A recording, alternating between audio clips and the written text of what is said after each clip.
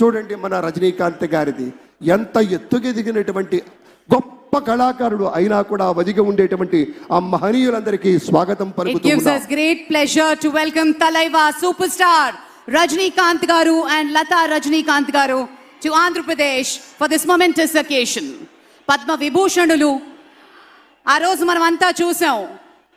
పుత్రోత్సాహం తండ్రికి ఏ విధంగా ఉంటుందో మనకి తెలియదు, కానీ సోదర ఉత్సాహం ఆ సాష్టాంగ నమస్కారంలో మనం అంతా వీక్షించాం. ఆప్యాయత, అనురాగం, అనుకున్నది సాధించి పవన్ కళ్యాణ్ గారు సోదరుడు మెగాస్టార్ గారికి సాష్టాంగ నమస్కారం చేసిన తరుణం మనందరి కళ్ళల్లో కూడా నీళ్ళు వచ్చాయి, ఆనంద బాష్పాలు వచ్చాయి.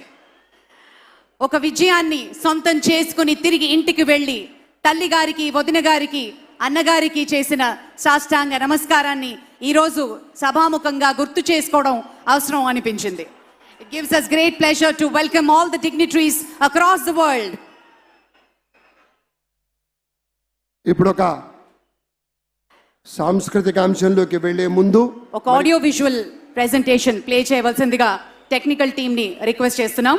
ఏవి ప్లీజ్. ప్రజల నుదిటి రాతను మార్చిన నాయకత్వం శ్రీ నారా చంద్రబాబు నాయుడు. చిత్తూరు జిల్లా నారావారిపల్లెలో శ్రీ ఖజ్జూర నాయుడు, శ్రీమతి అమ్మనమ్మ దంపతులకు 1950 ఏప్రిల్ 20న జన్మించారు శ్రీ నారా చంద్రబాబు నాయుడు గారు. విద్యార్థి దశలోనే నాయకుడిగా తన ప్రస్థానాన్ని ప్రారంభించిన చంద్రబాబు గారు 28 ఏళ్ల పిన్న వయసులోనే చంద్రగిరి శాసనసభ నియోజకవర్గం నుండి ఎమ్మెల్యేగా గెలుపొంది రాష్ట్ర శాసనసభలో అడుగుపెట్టారు. 30 ఏళ్ల వయసులోనే ఆంధ్రప్రదేశ్ రాష్ట్ర చలనచిత్ర పరిశ్రమ, పురావస్తు శాఖల మంత్రిగా బాధ్యతలు చేపట్టారు. 1995 సెప్టెంబర్ 1న ఉమ్మడి ఆంధ్రప్రదేశ్ ముఖ్యమంత్రిగా ఆయన ప్రమాణ స్వీకారం చేసే నాటికి శ్రీ నారా చంద్రబాబు నాయుడు గారి వయసు 45 ఏళ్లు. ప్రజలు వేరు, ప్రభుత్వం వేరు కాదని, ప్రజలే ప్రభుత్వమని అంటూ ప్రజల వద్దకు పాలనను తీసుకువెళ్లిన మొదటి ముఖ్యమంత్రి ఆయన.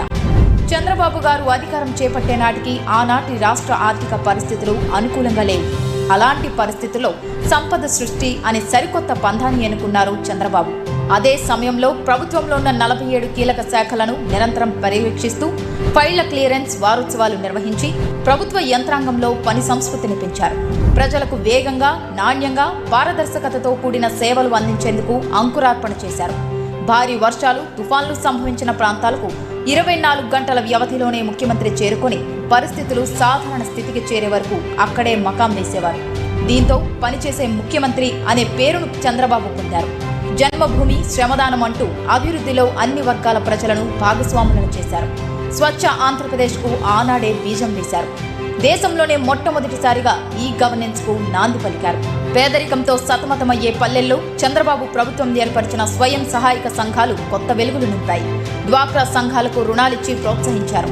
ఐటీ మరియు ఐటీ ఆధారిత సేవలు భారతదేశపు అతిపెద్ద ఎగుమతుల పరిశ్రమ కావచ్చని చంద్రబాబు ఆనాడే ఊహించారు. అందుకోసం ఏపీని పెట్టుబడులకు గమ్యస్థానంగా, ఇన్ఫర్మేషన్ టెక్నాలజీ హబ్గా మార్చడానికి చంద్రబాబు చేసిన కృషి బిల్ గేట్స్ వంటి ప్రముఖులను సైతం ఆకర్షించింది. చంద్రబాబు విజన్లో ఐటీ అన్నది ఒక భాగం మాత్రమే. అంతకు మించి అనేక రంగాలలో అనూహ్యమైన మార్పులకు చంద్రబాబు నాంది పలికారు.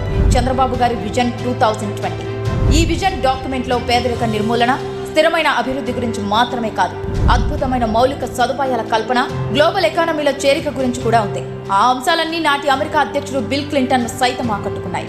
చంద్రబాబు గారి పాలనలో సాంకేతిక అభివృద్ధికి మచ్చుతునుకగా ఈ సేవా సెంటర్లను ఎలా చెప్పుకుంటామో, రైతు సంక్షేమంలో భాగంగా రైతు బజార్ల గురించి కూడా అలాగే చెప్పుకోవాలి.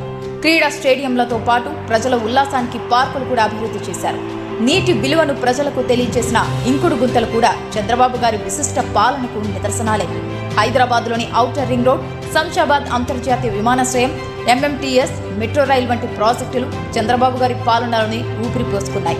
ఇక రాష్ట్ర విభజన తర్వాత 2014లో నవ్యాంధ్ర ముఖ్యమంత్రిగా బాధ్యతలు చేపట్టిన శ్రీ నారా చంద్రబాబు నాయుడు గారు ఆర్థిక కష్టాల్లో ఉన్న రాష్ట్రాన్ని అభివృద్ధి పథంలో నడిపిన తీరు నభూతో న భవిష్యత్. పట్టిసీమ, పోలవరం, ప్రజా రాజధాని అమరావతి నిర్మాణాలు అన్ని సంచలనాలే. కియా వంటి పరిశ్రమలను తెచ్చి ఆంధ్రప్రదేశ్ రాష్ట్ర వ్యాప్తంగా నాటిన పారిశ్రామిక అభివృద్ధి బీజాలు అభివృద్ధి వికేంద్రీకరణకు, సంపద సృష్టికి తార్కాణాలు.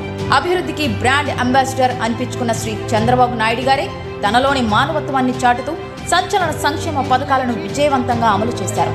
పింఛన్ల విషయాన్నే తీసుకుంటే అన్న ఎన్టీఆర్ 1984లో రూపాయల పింఛనిస్తే చంద్రబాబు గారు 1995లో మొదటిసారి ముఖ్యమంత్రి కాగానే 75 రూపాయలు చేశారు. అలాగే 2014లో 200 ఉన్న పింఛన్ని 5 ఏళ్లలో 2000 అంటే 10 రెట్లు పెంచారు. పింఛన్లను ఇవ్వడాన్ని ఒక సామాజిక బాధ్యతగా భావిస్తారు Chandrababu.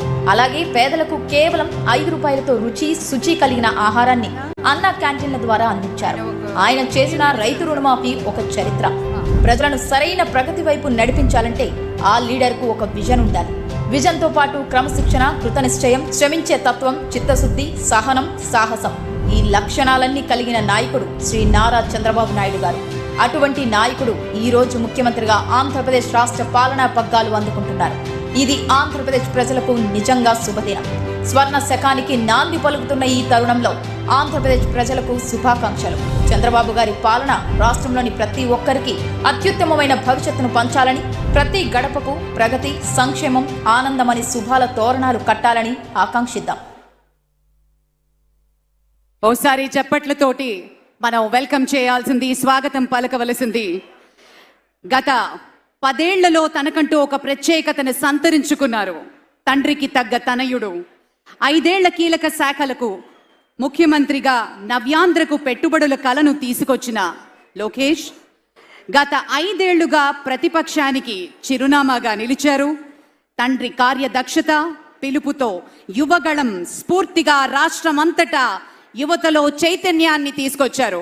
Please put your hands together and welcome Nara Lokesh గారు.